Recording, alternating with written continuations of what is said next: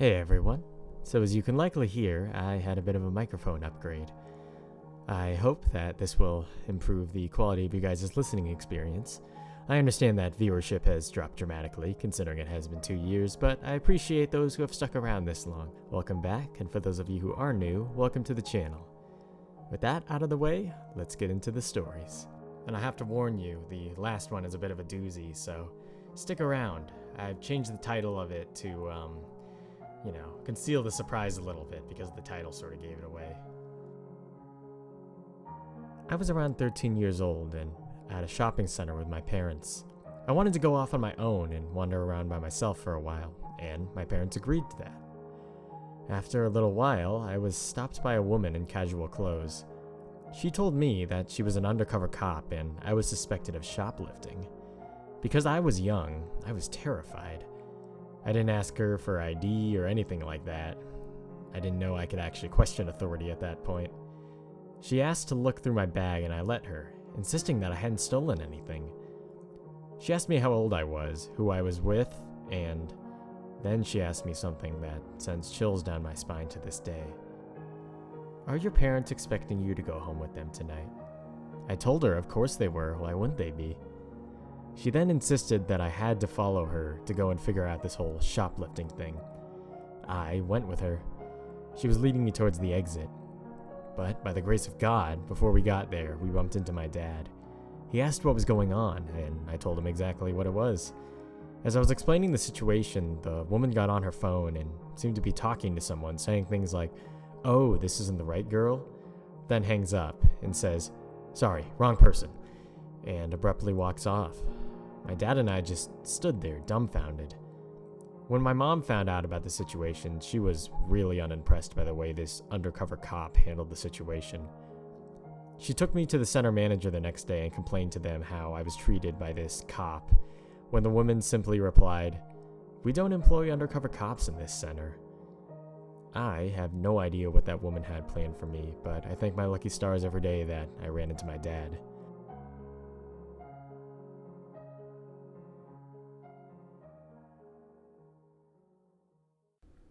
This occurred around 7 to 8 years ago, when I was around 18 to 20 years old. I can't exactly remember. We lived in a small rural town and there wasn't much to do there. Oftentimes, we would go on road trips, which is just code word for driving around and smoking pot. One night, my best friend wanted to park in the baseball field up the street from her house and smoke a joint together. We were chilling and listening to music. I still had my car on and the headlights were off. Out of nowhere, 2 vehicles turn their headlights on and come racing up and park on both sides of us, sandwiching us between them. I then see a 3rd car racing up behind us to trap us in. I freaked out and threw my car into reverse and backed out of there, almost clipping the 3rd car, and we drove down to her house. We ran inside and were both pretty shooken up about the entire experience. I don't think these were the police. This is a pretty rural area with a few people around. The cars are pretty old and crappy also. To this day, I have no idea who they were, and I worry to think of where he might have ended up had I not freaked out and thrown the car into reverse.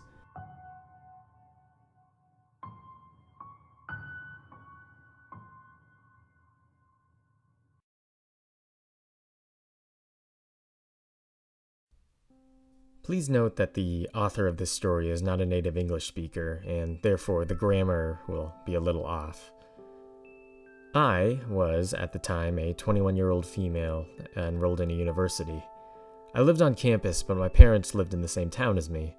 My little sister, who will be referred to as LS, was 15 at the time, and she also lived with my parents and attended a high school in the area. I usually spent my weekends at home. My country has an astronomically high crime rate, specifically when it comes to abductions and human trafficking. That being said, our town was generally considered one of the safer towns in my country. So, over the weekends, usually Saturdays, LS and I would take a stroll to our nearby grocery store. There, we would buy some snacks and then go to chill out in the park close by. Well, one Saturday, after buying ice cream and snacks, we made our way to the park. The neighborhood was really quiet because it was a holiday season. We approached the swings when a strange man, who will be referred to as SM, approached us. As soon as he spoke, I realized he was a foreigner. He had an uncanny, strange English accent, almost as if he was trying to have an accent too hard. And he was also wearing really fancy clothes, like he was dressed to head to church or something. He introduced himself to us and said that he works for an old lady that lives nearby. Apparently, she makes clothes for one of the primary schools in the area. He said that she needed help folding the clothes and packing them away. He said specifically that she asked for young girls because she doesn't trust boys, and that she's also willing to pay $25 for 45 minutes of work. This is, of course, a converted amount. I knew something was up. I'm not sure what $25 is for Americans, but for a young girl in my country, that's quite a lot. You could have a solid day out in the mall with that. I thanked him for his generous offer, but declined. I said that we have to go home because my mom's waiting and she'll be worried if we're not back in time. I grabbed my sister's hand and wanted to scatter, but he stopped me and shoved a pamphlet into my hand. I looked at it, and it was an advertisement for the job he just told us about, with the amount that will be paid obnoxiously plastered all over it. But there wasn't an address or any contact details on it. There was just a lengthy paragraph highlighting the requirements, which, of course, boiled down to just young girls. I noticed that he was carrying an entire bunch of these, and it made me question his intentions even more. I told him again, "Thank you, but we're not interested. We need to go home now." My senses were tingling and my mind started racing. I knew we were in big trouble and I had to get LS out of this situation. I looked around to see if I could find another adult that could help us out, but the streets were empty. I had to stay calm. I considered being more aggressive, but I didn't know if he was armed, and I didn't want to risk my or Alice's safety. He was quite a large man and could probably overpower us both. Just as we were about to leave, another lady conveniently appeared out of nowhere. She looked a lot older than me. I was initially relieved, but then he started selling her that same BS, and she ate it up. She sounded very interested, almost overeager. She looked at me and LS and said, "Well, doesn't that sound like easy money?" Before I could answer, the man said, "You don't have to be afraid of me, I promise. There's nothing to be afraid of. The old lady lives nearby, over there actually." And he pointed at a house diagonally across from the street where we were standing. "She's very kind. Let's go talk to her so you can see that I'm not lying." I froze, and I'm not sure why, but we walked across the street. There was only a couple of steps, but it felt like forever. I'm not sure why I walked with them, but I remember it feeling mechanic, like my mind not being able to entirely process the situation. We stopped at the gate, and the man said, "Now, this lady is very strict when it comes to safety. Before we go in, I need to know how much cash you're carrying. I also need to take your cell phones for that moment. She really dislikes technology. And if you're carrying any weapons, I need those too, for safety reasons." My blood turned cold. I looked at the lady as she was handing her wallet and her cell phone over. She smiled and said, "Don't worry, I'm not carrying any weapons." I was astonished at how she was just able to trust this man. He looked at me and my little sister, who I practically pushed behind me now, and said, "Well, your turn now." I started slowly stepping back and smiled and said, "Sorry, our dad is a local police officer, and if we're not home in 10 minutes, our parents will go crazy. Specifically my dad, he's very protective." The man's demeanor changed in an instant. "Oh? Your dad works for the police?"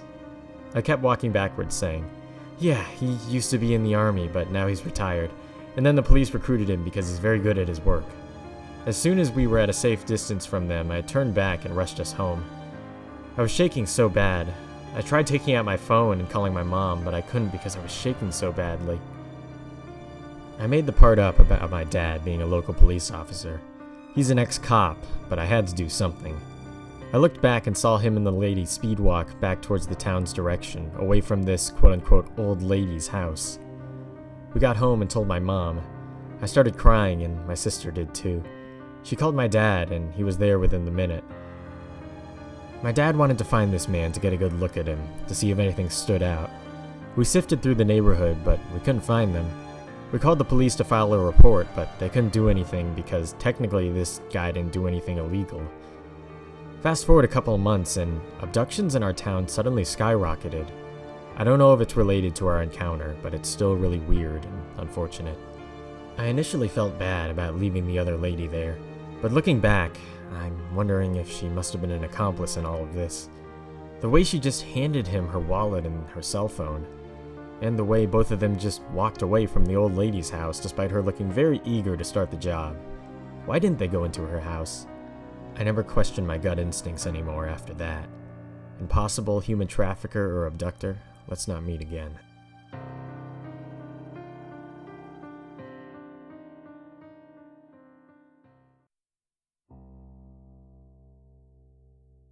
At the time of this story, I had just gotten out of an 8-year abusive relationship, and I met someone on a popular dating app. To be honest, I wasn't looking for anything serious, just someone to watch a movie with or have a drink with every now and then. I had 2 boys and was happy in living a peaceful life on my own after going through hell. So I met this guy who was just a couple years older than me and had apparently turned his life around. When he was younger, he used to be involved in gangs and drugs, and he was now working out and staying really fit and doing a lot of family stuff. I guess you could say I felt protected by him. He was a hard worker, self-sufficient, had a son, and he loved going to the gym every day. I myself had kind of a crazy past, but overcame it, so we seemed like a good fit. We would go to dinner, movies, and normal dating stuff, but eventually he wanted to spend more and more time together, and I was having trouble giving up all my free time for him, and he would get angry about this, like, really angry. After being with a controlling, possessive asshole for so long, this was an obvious red flag, and after 3 months, I told him I didn't want to see him anymore. He said he needed to confess something to me. He admitted that he was using steroids, and that was the reason for his mood swings. He cried and said he was sure that that was the reason, and that he was willing to stop if it meant he could have another chance. I obliged him, but only under the condition that we remained friends. Things were okay for a while. We saw each other maybe every other week, and he started wanting to see me every week. To which I told him that I was not interested in being anything other than friends at the moment, since I was really not ready for a relationship again. He tried to talk me into giving him another chance, but I just didn't find myself interested in him in a romantic way anymore, and so I insisted we just be friends. I stopped talking to him because I got mad about his insistence that we talk every day, since he said that's what friends do. He would always ask about my whereabouts and ask for pictures of who I was hanging out with, and I told him that that's not what friends do, but he just insisted that he innocently wanted to see what I was up to. Fast forward 6 months later, and I hadn't spoken to him at all within that time. I was happy and living my life, and on one particular night when my youngest son was at his dad's, I went out to a local bar with friends. My oldest son, who was 13 at the time, was home alone, so I left a little early to make it home around 10 p.m. I laid down in bed and went to go to sleep. So a little info about my living situation. I had been living in a condo for almost a year now, and we lived in a great, safe community. And I'd leave my patio sliding glass door open, with the screen closed, to get a breeze inside at night. My bedroom was close to the patio, and my son would sleep in the loft that was closest to the front door. I'm dead asleep when I suddenly feel someone slowly sit on my bed. I'm laying in bed wondering why my son would come sit on my bed so slowly. He wouldn't. I turn around and it's not him. It's that guy, and he's laying down on the bed next to me. I sit up and ask him how he got in. He's not answering me. He says, "I needed to talk to you." I said, "Okay, but when you need to talk to somebody, you don't sneak into someone's room. You call them or you leave a note for them. Literally anything but this." I'm thinking that I'm gonna kill my son for letting him in. He said, "I didn't have your number anymore, and I needed to talk to you before it's too late." I didn't even entertain the "before it's too late" bit because I was so livid, but something just told me to keep my cool. I sat up and said, "Look, I really wanted to talk to you too, but not like this. Please, just leave, and I promise we'll talk tomorrow. Call me tomorrow." He gets up and walks over to my side of the bed and starts rubbing my shoulders and is slowly making his way down to my neck. He says, "Do you really want to talk?" I look him in the eyes and say, "Yes, I've been wanting to talk to you, but not like this. Please call me tomorrow." He stares at me while rubbing my neck and goes down to my shoulders and lets go. He just says, "Okay." And then this motherfucker proceeds to exit through my patio door and jumps my patio wall, which tells me exactly how he got in. As soon as he leaves, I freak the fuck out and check on my kid. He had no idea what was going on. I locked all my doors and I didn't sleep for the rest of the night. The next day, I text him and I tell him that if I ever see him near me or in my complex again, I will call the police, and that he is to never contact me again. If you're wondering why I didn't call the cops to begin with, I knew he had a gun, so A, I was scared of being retaliated against for being a snitch, and B, I figured if I called the cops, they would probably not do much, or they would just tell him to leave, and I was afraid of what he would do after the fact. Either way, he left me alone, and I didn't hear from him for years. 4 years later, I'm going through Facebook, and I see his face in People You May Know. I click on the picture and notice it looks like a jail picture. You know, those pictures where the guy is clearly in a jail cell. I scroll down the page, and his most recent post is him posting his address to his family members to write to. It's a prison address. So I googled his name, and sure enough, articles after articles with the same headline. Man arrested on suspicion of killing his girlfriend. About 2 years after he and I dated, he shot and killed the girl he was dating. That could have been me. And I feel like shit thinking that there could have been something I could have done to stop him. What's even scarier is that he only got 12 years for the murder.